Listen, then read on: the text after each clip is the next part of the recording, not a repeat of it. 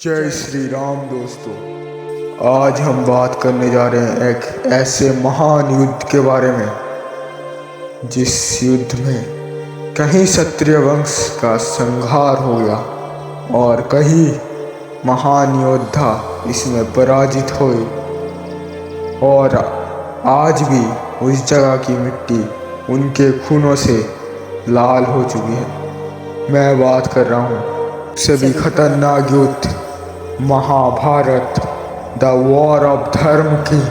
आज हम लोग बात करने जा रहे हैं महाभारत के युद्ध के पहले दिन के बारे में। आखिर पहले दिन में ऐसा क्या हो गया कि पहले दिन से ही पांडवों की जीत निश्चित हो गई।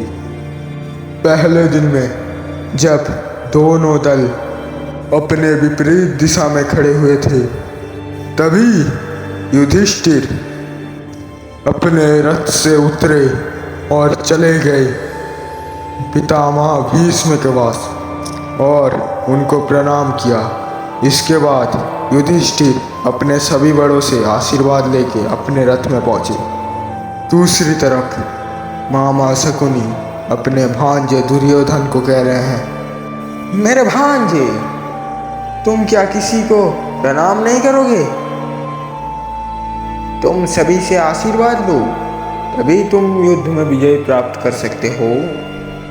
तभी दुर्योधन अहंकार में बोला, मामा शकुनी, मुझे किसी के आशीर्वाद की जरूरत नहीं है।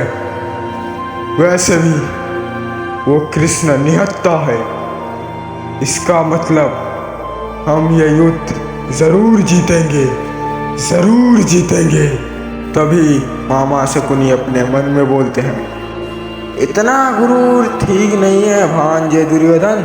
क्या बता यही तुम्हारे अंत का कारण बन जाए। दूसरी तरफ हम देखते हैं संजय को।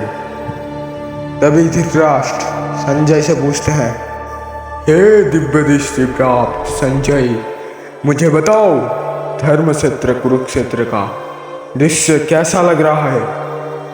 पांडव कैसे हैं, कौरव कैसे हैं?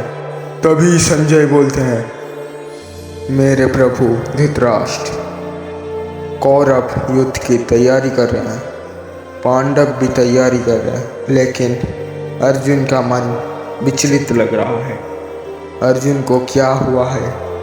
दूसरी तरफ हम देखते हैं अर्जुन को, जो निरंतर अपने अश्रु बहा रहे होते हैं और सोच रहे होते हैं, ये युद्ध का परिणाम क्या होगा?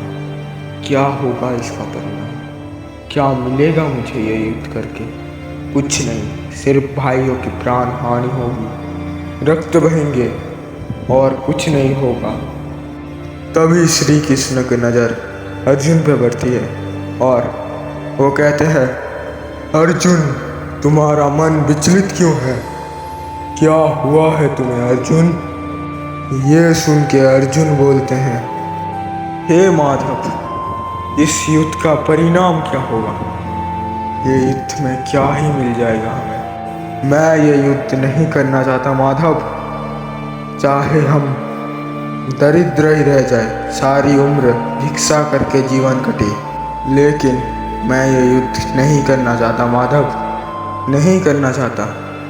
तभी श्री कृष्ण अर्जुन को कहते हैं, अर्जुन, तुम सिर्फ कर्म करो, कर्म ही तुम्हारा धर्म है।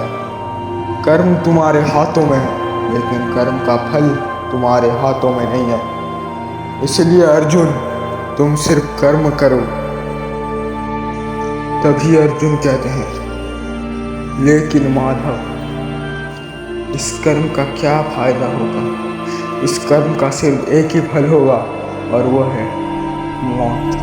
सभी मारे जाएंगे, सिर्फ कुछ ही जन जीवित रहेंगे। इसे सुन के श्री कृष्ण अर्जुन से कहते हैं, पार्थ, तुम उनके बारे में क्यों सोच रहे हो जिनका मृत्यु एक ना एक दिन होने ही वाला है, लेकिन उनकी आत्मा की कभी मृत्यु नहीं होगी।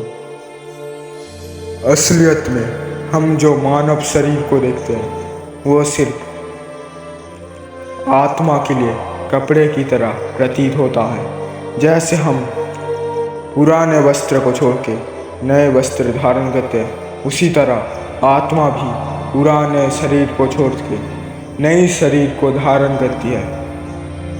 इसलिए तुम उस नश्वर शरीर के बारे में मत सोचो, तुम सिर्फ आत्मा के बारे में सोचो।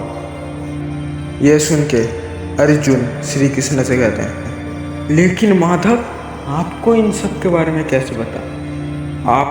आप तो कुछ समय पहले ही जन्म लिए हैं, और आपको इन सब का ज्ञान किसने दिया?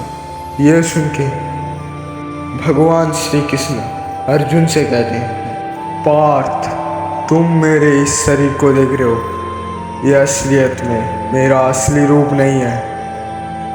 मेरा असली रूप कुछ और है। यह सुन के अर्जुन श्री कृष्ण से कहते हैं, माधव, तो फिर आपका असली रूप क्या है? यह सुन के श्री कृष्ण अर्जुन से कहते हैं, यदा यदा हि धर्मस्य ग्लानिर्भवति भारत, अभ्युत्थानमधर्मस्य तदात्मानं सृजाम्यहम्, परित्राणाय साधूनां विनाशाय च दुष्कृतां, धर्म संस्थापनार्थाय संभवामि युगे युगे। जब जब धर्म को हानि होती है, जब जब अधर्म बढ़ता है, तब तब मैं आता हूँ सत्पुरुषों के उद्धार के लिए, मानवता के कल्याण के लिए और धर्म की पुनर्स्थापना के लिए मैं आता हूँ। मैं प्रत्येक युग में जन्म लेता हूँ और धर्म की रक्षा करता हूँ पार्थ। यह सुन के अर्जुन कहते हैं माधव से, तो फिर माधव, मुझे अपने असली रूप का दर्शन दीजिए, मुझे अपने अविनाशी स्वरूप का दर्शन दीजिए।